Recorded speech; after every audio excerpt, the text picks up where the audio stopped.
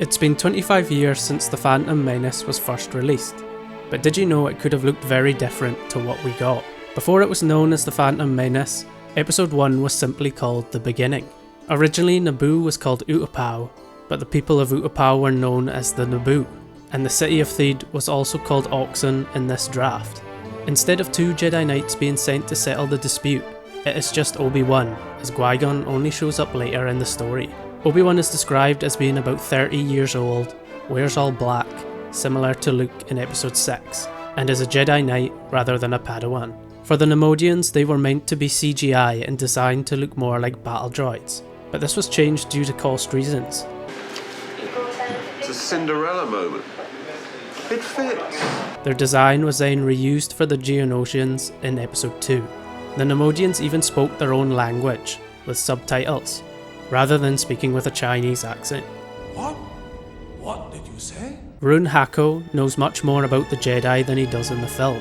He warns Gunray that he should probably flee the ship, as the Jedi is probably seeking out the leader of this operation. Dolte Dauphine is described as being short and fat, and he fears meeting with the Jedi because of the mind tricks he might use to confuse him. He gets into an argument with Darth Sidious, resulting in Sidious choking Dauphine through the Force. He then lifts the Nemodian from the ground and says to him, "You fool. My reach is far greater than the Jedi. Only a Sith Lord can the power of the Force over such great distance."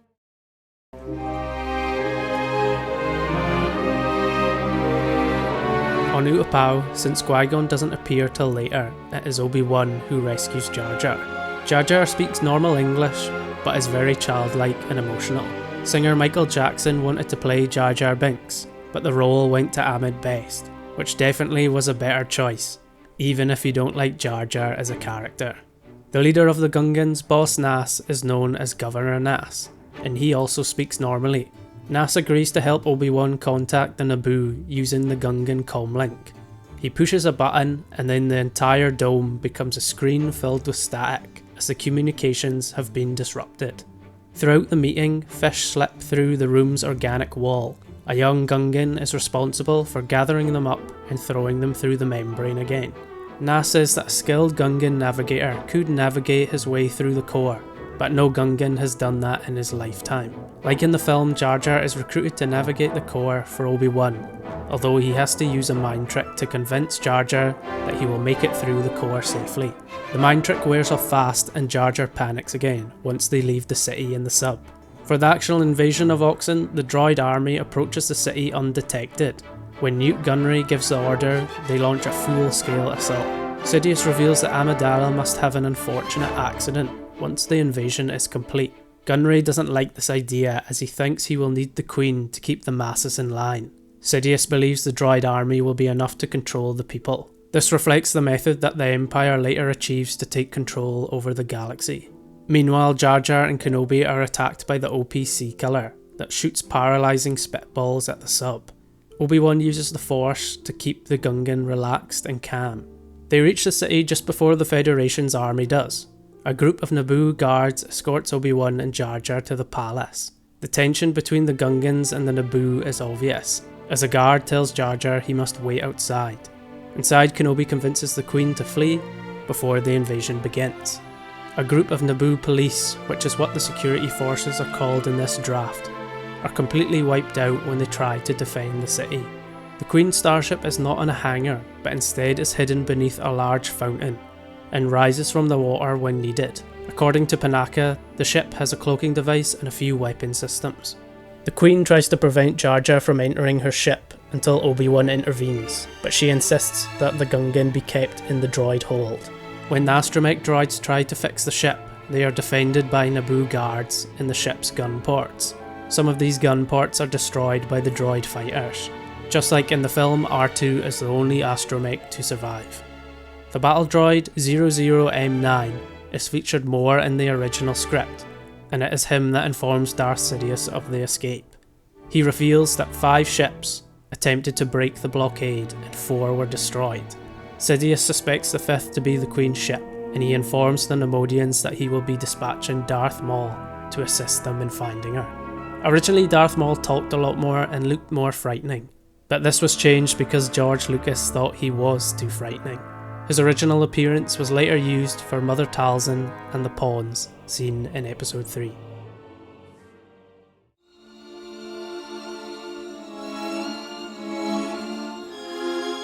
On Tatooine, Obi-Wan disguises himself as a moisture farmer, and is accompanied by R2, Padme and Jar Jar at the request of Panaka, because he is smelling up the ship. There are hints of Padme having a crush on Obi-Wan. Padme was impressed that he was able to stand up to the Queen when Kenobi argued with her about Jar Jar on Utapau. As they enter Mos Espa, she gives Obi-Wan a long, adoring look, and watches him with interest and respect, making Kenobi very nervous. Padme is well trained in self-defense. Upon entering Mos Espa, she is grabbed by a creature. She hits back, causing it to double over in pain. This attracts the attention of the local merchants, and they clear the way for the group. When Anakin meets Padme, there is no mention of Jar Jar's clumsy antics in Watto's shop, but Anakin does say to Padme that he will marry her someday. In this draft, Anakin is a lot older and has a lot of wisdom for a boy of his age, and repeatedly impresses Obi-Wan and Padme. During the scene where Sayo Bibble sends a distress call, Panaka insists that the traders don't have long distance tracking, but Obi-Wan responds with, "The Republic does." In this draft, it is obvious that Obi-Wan suspects that the Republic and Trade Federation are somehow connected. Elsewhere, before Sidious sends Maul off to Tatooine, Sidious says to him, "May the Force be with you." At Anakin's home, the group meet his mother Shmi, whose last name is Warka and not Skywalker. And in this draft, Anakin still builds C-3PO, but he cannot talk. At dinner, everyone eats together apart from Anakin, who is outside working on the pod racer. Padme takes Anakin something to eat and thanks him for helping them. She confesses that she has never met anyone like him. Anakin returns the sentiment and leans over and gives Padme a kiss on the cheek. They then watch the sunset together until Obi-Wan arrives and sends Padme inside to help Shmi set up the sleeping arrangements. Here, Obi-Wan takes the opportunity to learn more about Anakin. They begin discussing the race, where Anakin admits that Sebulba is the one thing keeping him from victory on Donnik Day. In this draft, Boonta Eve is a holiday called Donnik Day. Also in this conversation, Anakin reveals that he has already encountered Obi-Wan in his dreams, where he learned that the stranger was a Jedi. On Donnik Day, Shmi does not watch the race for fear of Anakin's safety. She tells him that she lacks the courage to attend the event. When Kenobi attempts to place the bet with Watto for both slaves, Watto says that the mother isn't for sale. Obi-Wan agrees that only Anakin will be a part of the bet, and the chance cube never comes into play. There is no two-headed pod race announcer, instead it is Jabba himself who makes the introductions and commands the race to begin. After Anakin wins the race, Watto uses a handheld detection device to locate and remove the slave's transmitter chip from Anakin's neck. When leaving Mos Espa, Obi-Wan cuts down the Sith probe and explains to Anakin what it is. Anakin says that he thought all the Sith Lords had been destroyed, to which Obi-Wan says he thought that too. The duel on Tatooine is very different to the film. Maul and Kenobi are shown levitating objects, moving extremely fast, and vibrating to the point of almost becoming invisible. They also leap over one another in an incredible display of acrobatics. Obi-Wan leaps onto the ship's ramp for the escape, much like Qui-Gon in the final film.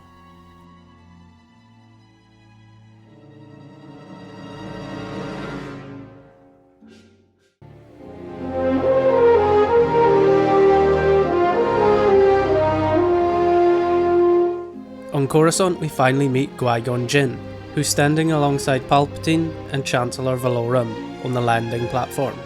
The Jedi Council consists of only 3 Jedi Elders, Mace Windu, Yoda and Ki-Adi-Mundi. Obi-Wan is accompanied by Qui-Gon, Anakin and Valorum when he goes to report to them. The Jedi Council agrees to test Anakin, but Yoda warns Obi-Wan that while the boy's existence was foreseen, he is too old and his future is blank and dangerous.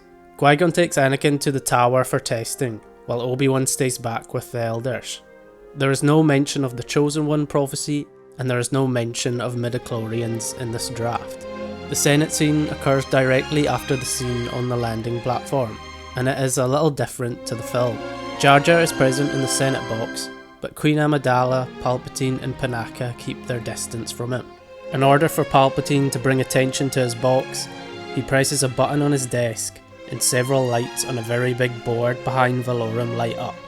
Palpatine demands that the Queen be allowed to address the Senate. Just like in the film though, the Senate proves unable to help the Queen deal with the Federation, but the Queen doesn't call for a vote of no confidence. Meanwhile, Anakin's Jedi tests are not actually shown. Instead, Obi-Wan and Qui-Gon discuss the tests with him on a landing platform outside Palpatine's apartment. Anakin tells him that he did not understand the tests, to which Qui-Gon replies, "You were not meant to." Obi-Wan then says that the Council will decide if he should be trained after reviewing the results of the tests. Amidala and Jar Jar have a more in-depth discussion about the relations between the Gungans and the Naboo. Neither know how the rift came about. Jar Jar tells her that he believes that his people maintain their army to protect themselves from the Naboo. The Queen then decides to return to her home planet. We get more scenes of Palpatine and Valorum together, as he tells the Chancellor of the Queen's plans to take back her planet. Valorum thinks the Queen is very reckless in doing this, but Palpatine says that she is merely bold. Valorum decides to force the Senate to take up this issue, before it turns into a disaster for Palpatine and his people. However, it is revealed at the end of the film that Palpatine has become Supreme Chancellor, although it is unclear how he was able to assume this position, as remember, Amidala never puts forward a vote of no confidence in Valorum in this draft. This wouldn't be the first time Palpatine has done something and it's been poorly explained. After the Queen leaves Coruscant, Sidious orders Maul to follow the Queen to Utapau. If you cannot destroy the Jedi, avoid them. I have no doubt now that I am stronger than the Jedi. They will be destroyed.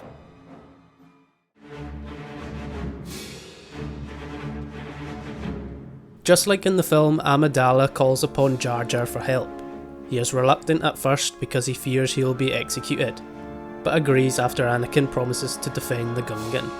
Upon returning to Utapau, Obi-Wan tells him to come out of light speed between the blockade ships and the planet, which both Panaka and Rick Oli argue is impossible. Obi-Wan tells Anakin to close his eyes and use the Force to come out of light speed at the exact moment. The starship exits light speed just above the surface of the planet, and the amazed captain flies the ship into Utapau's atmosphere, using the cloud cover and the cloaking device to conceal their landing. No meeting takes place in the Gungan sacred place. Instead, the Queen's ship heads straight into a lake and arrives at the Gungan city. The group is confronted by Gungan soldiers, but they back off when they see the Queen and Jar Jar exiting the ship arm in arm. Governor Nass is confident that his warriors could repel an invasion. The Queen says that while the Naboo has allies outside the system to call upon for support, the Gungans have none. Nass pauses to think, giving Jar Jar a chance to convince him to join forces.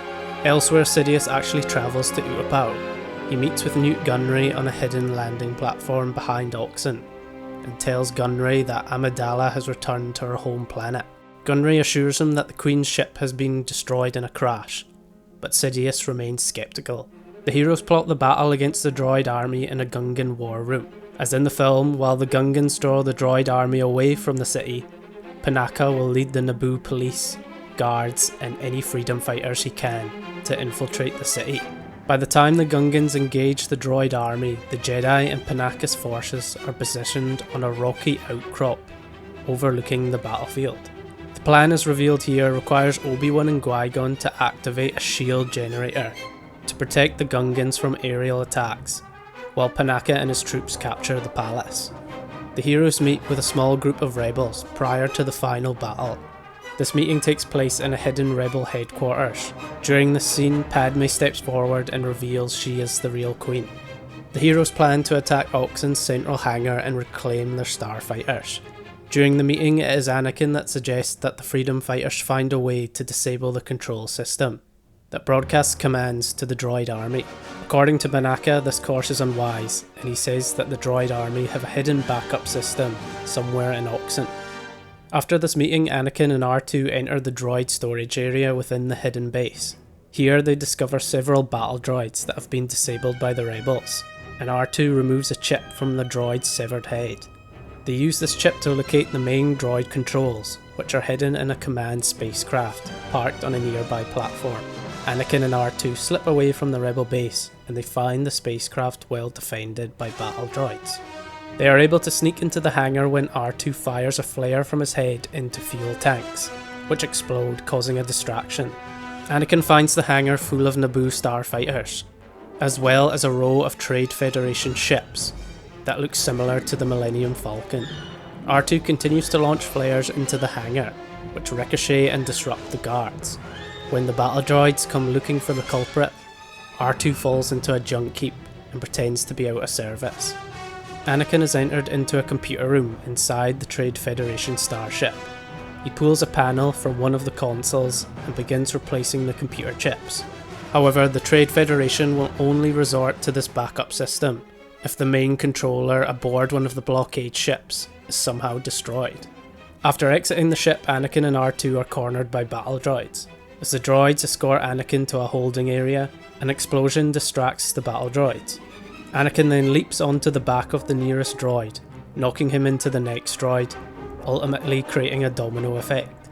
The explosion was caused by the Freedom Fighters. Obi-Wan is in this group and he is immediately angry at Anakin over his choice to sneak off. Obi-Wan and Qui-Gon rush to raise the planetary deflector shield. They encounter about 50 battle droids and several transports. Kenobi asks the droids to lay down their weapons, but the droids respond by opening fire on them. In the crossfire, the Jedi are able to reflect some of the laser fire into a nearby attack vehicle, and it explodes. Obi-Wan raises the deflector shield and breathes a sigh of relief. I hope we are in time. But just then, an evil figure emerges and says, In time to meet your own destruction. The Sith ignites his lightsaber, which only has one blade in this draft, and a fierce battle begins. Jar Jar, who's been promoted to General, is an intentional hero during the battle. He leads his troops with courage and displays quick thinking. At one point, Binks finds himself face to face with a destroyer droid. Jar Jar reaches for his pistol, but the weapon is knocked from his hands. Before he can fire it, Jar Jar then throws mud at the droid's single eye, and he makes his escape. Back in the city, Padme invites Anakin and R2 to join her in a two-person starfighter. Anakin serves as the pilot, while Padme is the gunner. When Rick Ollie spots Anakin's starfighter, he does not know that it is piloted by Anakin. Instead, he calls the ship Rogue 2 and orders Anakin to form up. When he questions the pilot's identity, Anakin tells Rick that he is just someone trying to help. Anakin and Padme spot a heavily armed battleship and believe it to be the command ship. As the deflector shield fluctuates, she fires several missiles, which destroy the control tower and cause the chain reaction that obliterates the command ship. With the primary command ship disabled, Gunry immediately orders his followers to activate the backup droid command ship. Moments after he gives the order, Panaka and his troops surround the Viceroy. And because Anakin has previously replaced all the battle droid commands, the droids begin running in circles, bumping into walls and falling over. Meanwhile, the duel that takes place in the shield generator complex is nearly identical as in the film. However, there are no laser gates, which become vital late in the duel in the film version. Qui-Gon confronts Darth Maul alone when Obi-Wan is pushed off the bridge. As Kenobi hurries to rejoin the fight, Maul quickly wears down Qui-Gon, who slips and is cut down. Battle droids attempt to enter into the facility and aid Maul, but Kenobi uses the Force to slam the door shut, crushing several droids in the process. Throughout the battle, the two warriors use the Force to hurl objects at one another. Eventually, the battle droids do make their way into the facility. Distracted by the droids, Obi-Wan is nearly killed by Maul. You're finished, Jedi. And this is the beginning of the end for all Jedi. When Maul attempts to cut Obi-Wan in half, the Jedi leaps right into the midst of the battle droids. As Maul wades through the droids, cutting them down in his quest to kill Kenobi, the Jedi uses the Force to hurl droids at Maul. Finally, they stand face to face. Your style of fighting is old, but I understand it now. You learn fast. You don't bother to learn. I do not have to. Before Maul can act, Kenobi lashes out and cuts the Sith warrior in half. He studies his fallen enemy and says, Learn not. Live not. My master always says. At Qui-Gon's funeral, Padme expresses her sympathies to Yoda, but he says, A Jedi, he was one with the Force, is he now? After the funeral, Anakin is told he is to become a Jedi. At Windu's command, Anakin kneels and each Jedi comes forward to touch the boy's forehead. When he stands there, there are tears in Anakin's eyes. At the victory parade, Gunray and Rune Hako are forced to watch it in chains. Padme doesn't hand over a globe of peace to Governor Nass, but it's clear that the Naboo and the Gungans have settled their differences. So as you can see, the story is largely the same, but in my opinion, there are a lot of aspects of the original script that should have been kept in for the movie that would have fixed a lot of the criticisms that this movie had. I will leave some links in the description so you can go check out what was in the original draft, as I didn't include everything in this video, otherwise it would have been very long. Let me know down in the comments what you thought of the original script, and let me know if you're going to see The Phantom Menace when it returns in theatres. I won't keep you any longer, have an awesome day, and I will see you all again soon.